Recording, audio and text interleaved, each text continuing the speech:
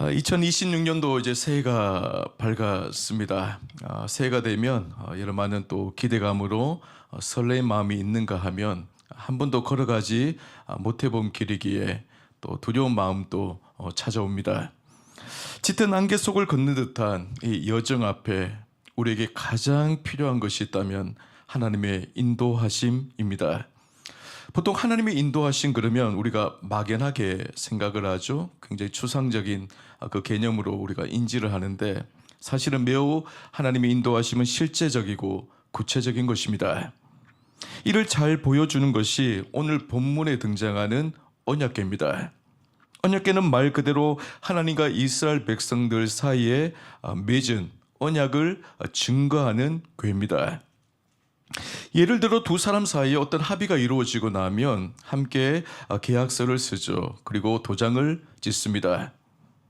그리고는 증빙 서류를 서로 한 부씩 나누어 갔죠.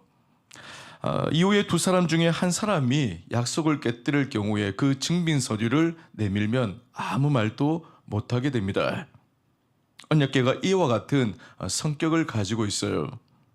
하나님은 이스라엘 백성들과 언약을 맺었습니다. 어떤 언약이냐? 예레미야 11장 4절을 보면 이 언약은 내가 너희 조상들을 새 풀무 애굽 땅에서 이끌어내던 날에 그들에게 명령한 것이라.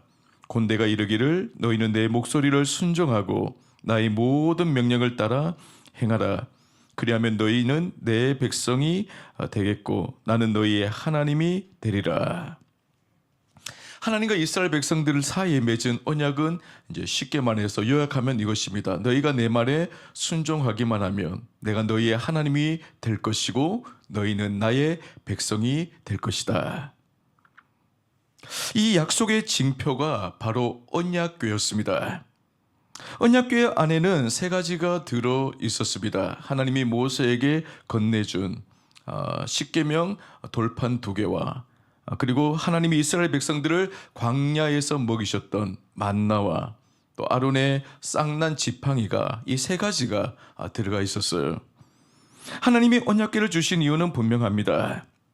하나님이 이스라엘 백성들과 언약을 맺으셨기에 반드시 그들과 함께 하시겠다는 사실을 눈으로 확인시켜주기 위해서입니다.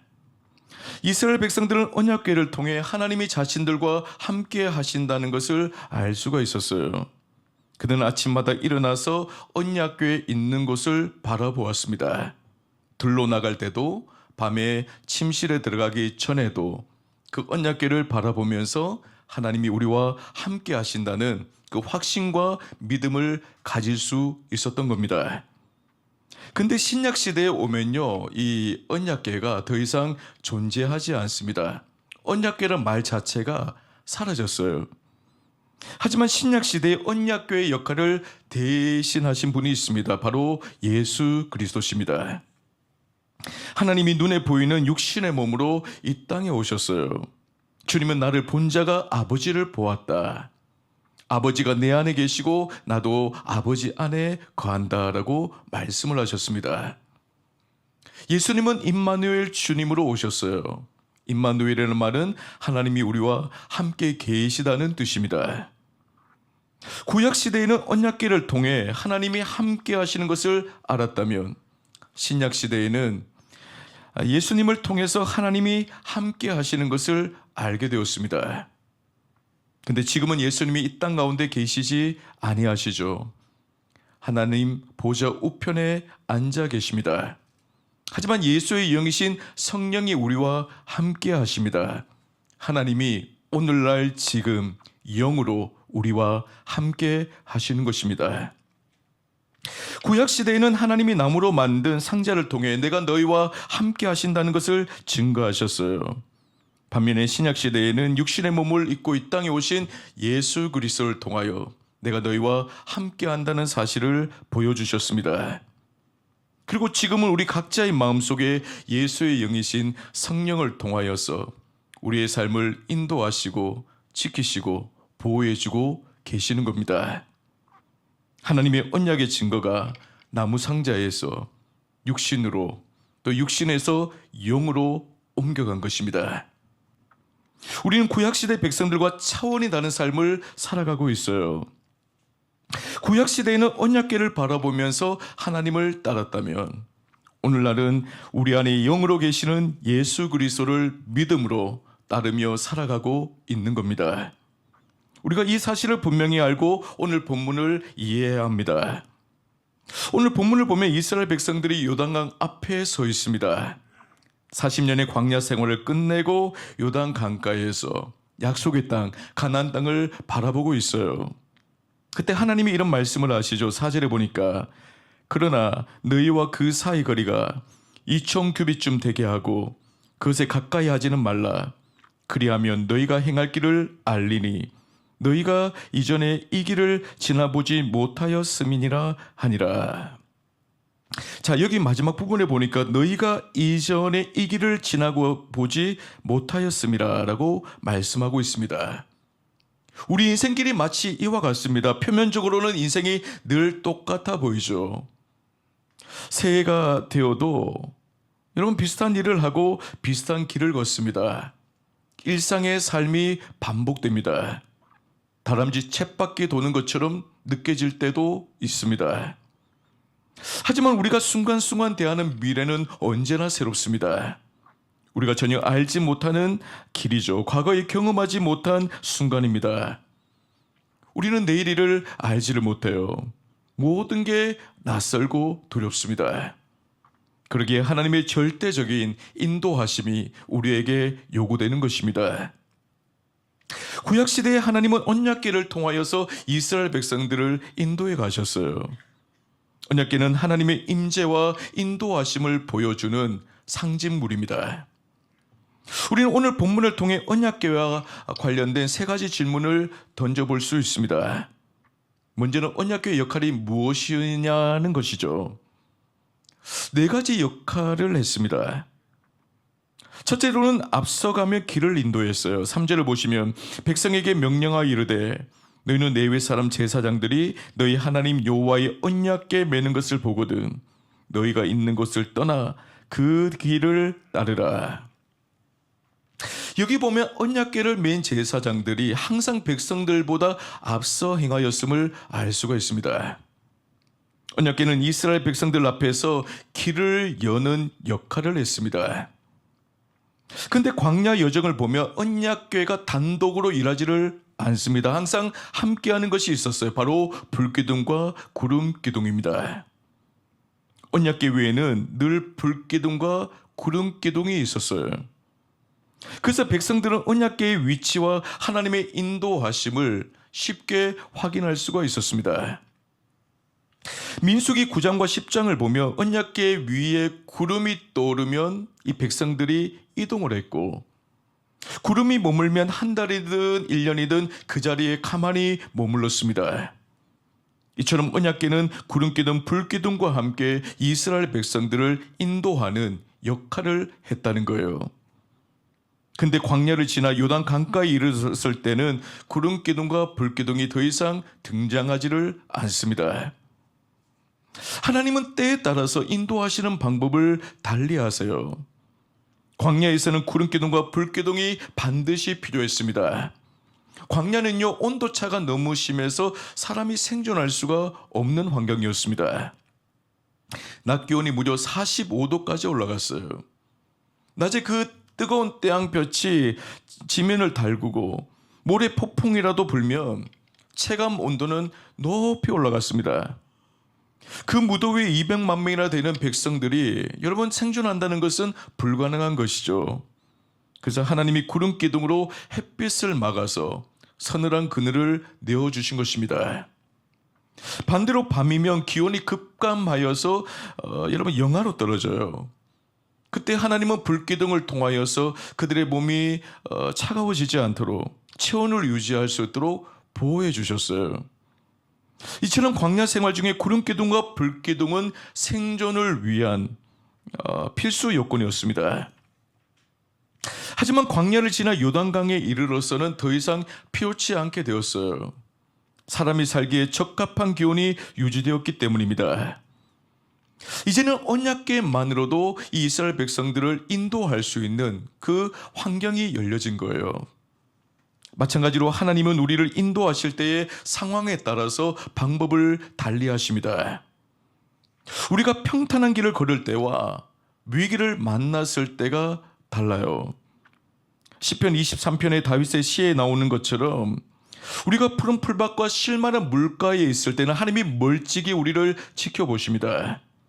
하지만 사망의 음침한 골짜기를 지날 때에는 지팡이와 막대기로 우리 곁을 가까이 다가오셔서 보호를 해주세요. 하나님은 언제나 그 상황에 가장 합당한 길로 우리를 인도하시고 보호해 주십니다. 하나님은 때를 따라 돕는 분이십니다. 상황에 맞게끔 우리를 적절하게 인도하시는 분이세요. 여러분, 이 사실을 믿으시기를 축복합니다. 민수기 말씀을 보면 언약궤가 머무른 위치가 어디였는지를 알 수가 있습니다. 평상시 언약궤는요, 백성들이 모인 진영의 한가운데 정중앙에 위치해 있었어요. 200만 명의 백성들은 이 언약궤를 중심으로 동서남북에 진을 쳤습니다.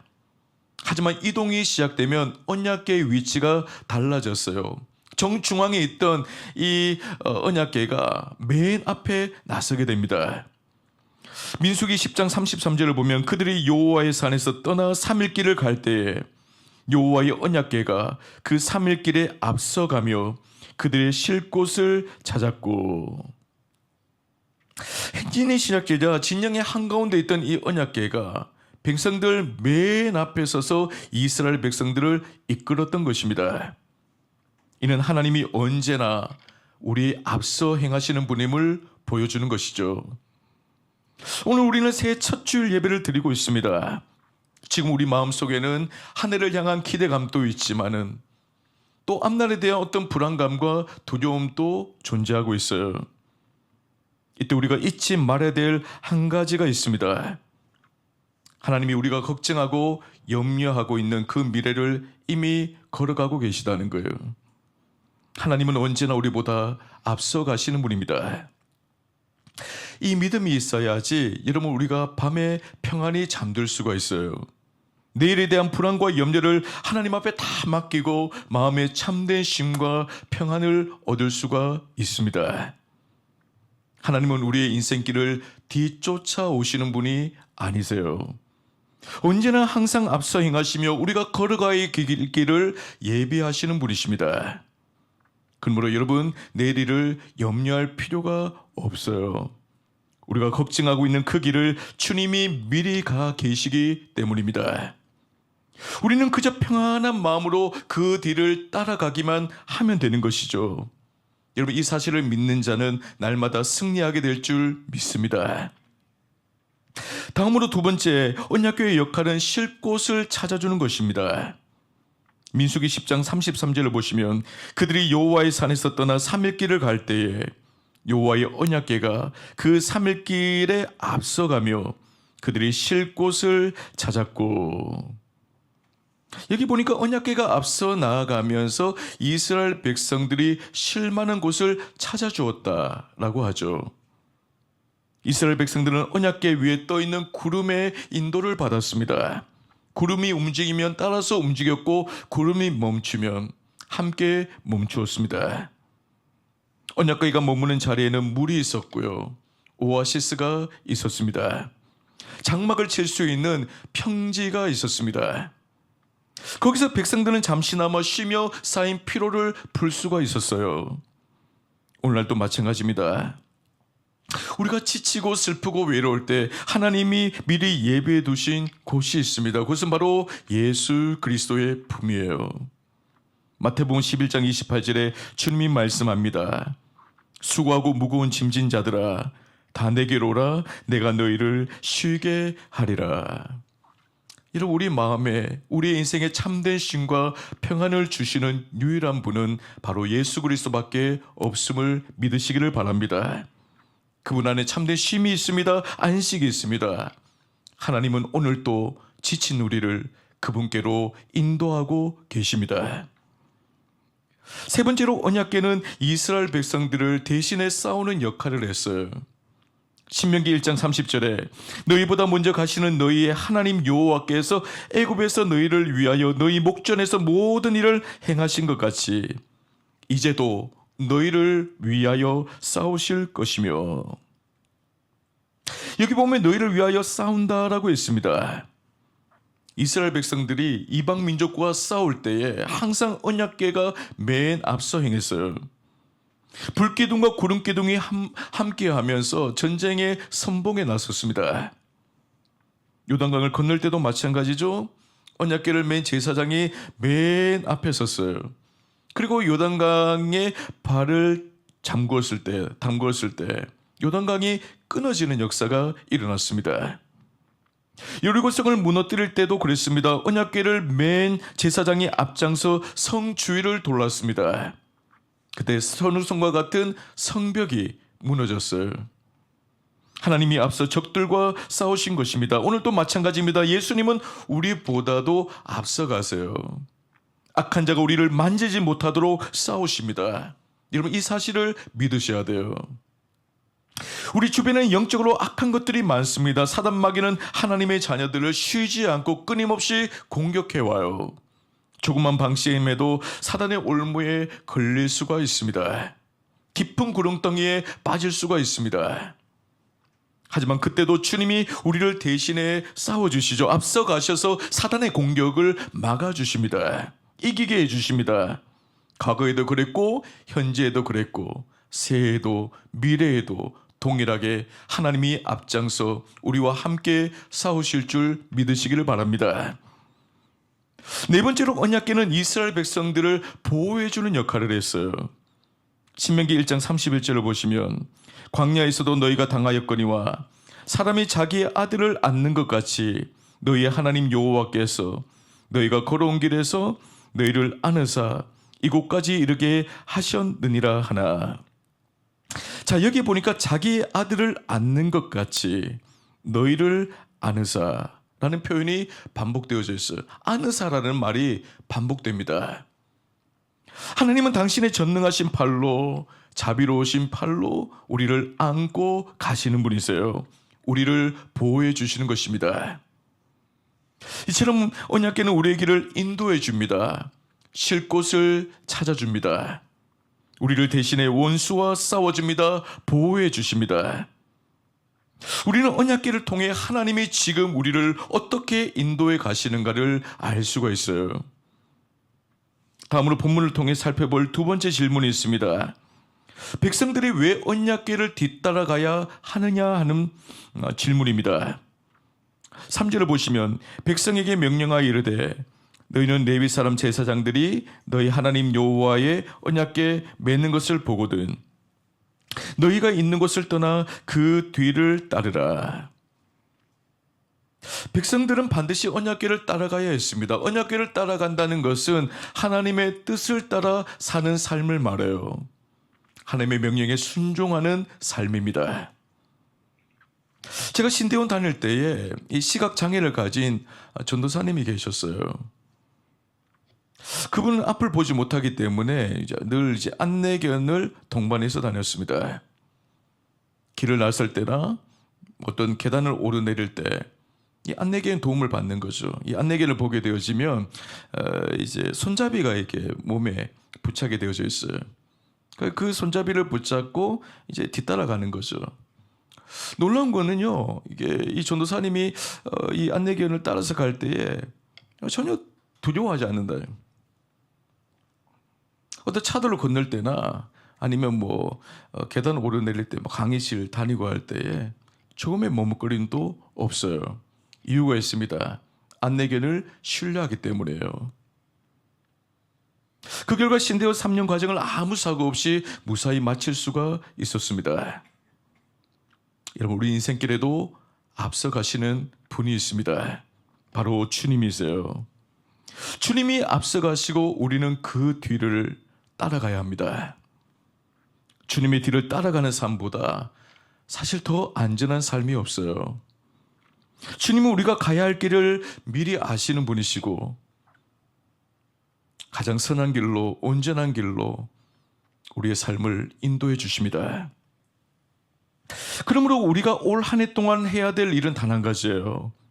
앞서가시는 주님을 잘 바라보시고 그분의 뒤를 따라가는 것입니다. 우리가 평생 해야 할 기도가 이것이죠. 주님 뜻대로 하시옵소서. 제가 주님의 뜻대로 살겠습니다.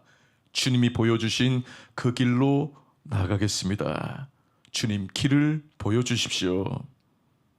믿음의 눈을 뜨고 주님을 따라가는 것이 신앙인의 삶이에요. 근데 우리는 주님의 뜻을 구하면서도 너무 쉽게 변덕을 부립니다. 이랬다 저랬다 하기를 반복해요. 내가 원하는 길이 아니면요 머뭇거립니다. 주님이 분명히 우리에게 말씀하셨어요. 너희는 이렇게 살아야 돼. 이 길로 가야 돼. 우리를 설득을 하시고 우리에게 말씀하시고 그 길을 보여주시는데도 주님 좀 더 기다리겠습니다. 좀 더 기도해 보겠습니다. 즉각적인 순종을 하지는 않습니다. 그러다가 내가 원하는 길이 환경이 열려야 그제서야 주님 내가 따라가겠습니다. 주님 순종하겠습니다. 반응을 해요. 인간의 마음이 얼마나 간사한지 모릅니다. 여러분 이것은 언약궤 뒤를 따라가는 신앙인의 모습이 아니죠.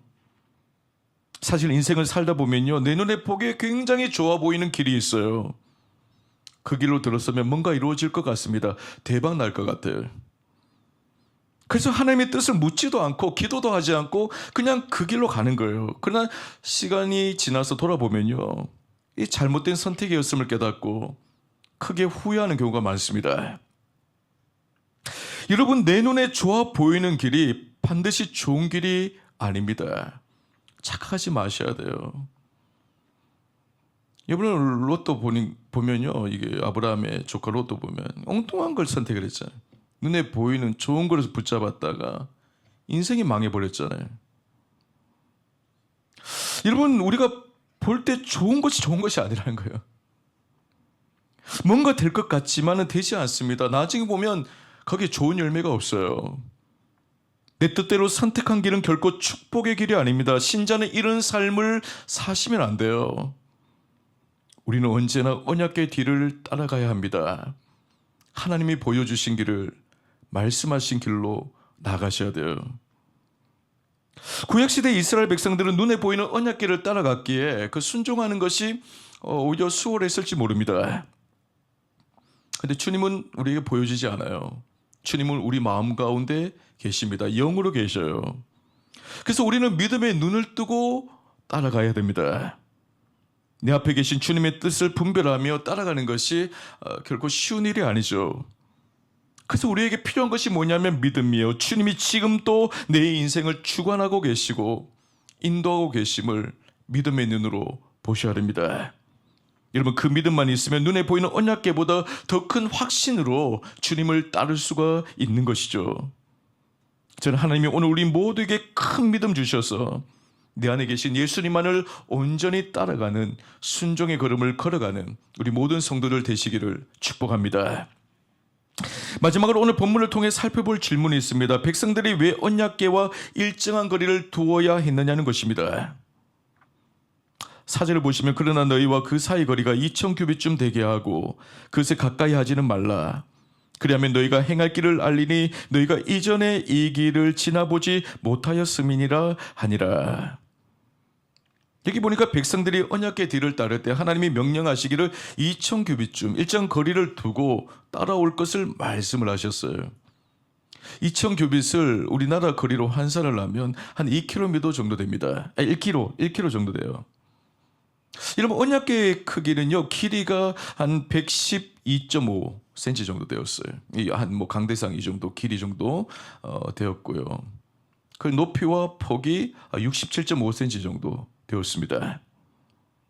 이런 언약궤를 2km 정도 떨어진 거리에서 바라보면요 점으로 보였어요. 아주 작은 점으로 상당한 거리가 있는 것이죠. 그렇다면 왜 하나님이 이 언약궤에 바짝 붙어가지 말고 일정 거리를 두게 하셨을까요? 어떤 학자는 이 부분을 이렇게 해석합니다. 하나님이 언약궤 뒤를 멀찍이 떨어져 따르게 하신 것은 백성들로 하여금 인내를 배우도록 하기 위함이다.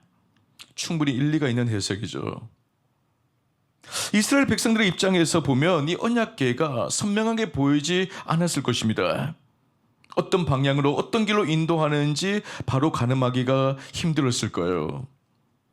어느 정도 기다려야 이 언약궤가 어느 방향으로 이동하는지를 파악할 수 있었을 겁니다.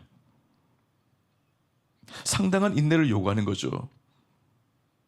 성도 여러분, 우리가 주님의 뜻을 온전히 따르기 위해서 필요한 동복은 다른 것이 아니에요. 기다림이에요. 인내입니다.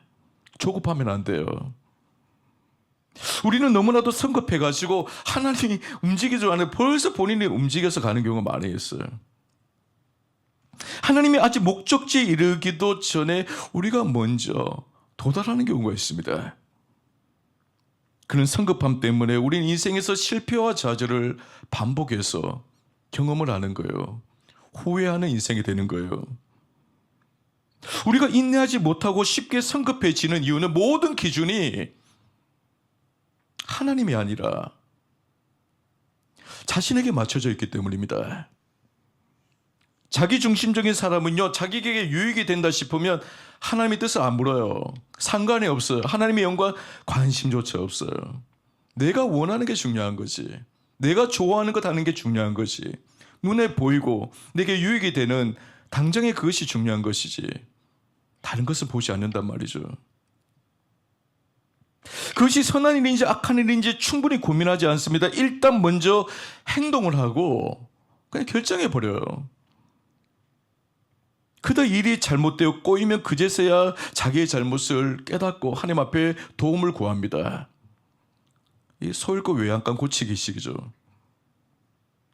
여러분, 신자가 주님 뒤에 멀찌감치 서서 주님이 방향을 제시해 주실 때까지 여러분 기다릴 줄 아셔야 됩니다. 주님이 오라고 부르실 때, 가라고 하실 때 움직이고 여러분 행동을 하셔야 돼요. 우리가 인내함으로 하나님의 뜻을 온전히 쫓아 살려면 가장 핵심적인 것이 뭐냐면 기도입니다. 첫째도 기도고 둘째도 기도고 셋째도 기도. 여러분 기도하셔야 돼요. 하루를 시작할 때 기도로 시작하십시오. 하나님의 뜻을 구하고 그 뜻을 깊이 묵상을 하십시오. 그리고 하나님의 인도하심을 받으면서 하루하루를 사시기를 바랍니다. 사실 우리가 여러분 이 세상을 살아가지 너무나도 분주합니다. 하루하루 정신없이 바쁘게 살다 보면요 어느새 기도를 놓칠 때가 많이 있어요. 어떤 분은 그냥 일주일 내도록 기도라는 것 자체를 생각하지 않고 그냥 주일날 나와서 그냥 예배 드려요. 이 잘못된 것이죠. 여러분 바쁘면 바쁠수록 할 일이 많으면 많을수록 더욱더 기도하셔야 됩니다.